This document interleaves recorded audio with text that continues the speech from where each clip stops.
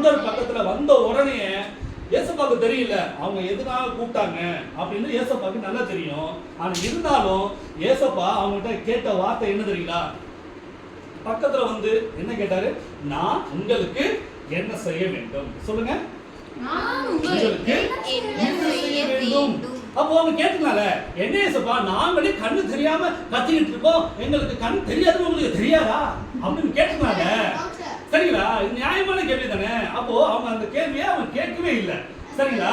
அப்போ அவங்க என்ன கேட்கறாங்க? அவங்க என்ன சொல்றாங்க? ஏசப்பா கேட்ட பதில் கேள்விக்கு அவங்க பதில் சொல்றாங்க.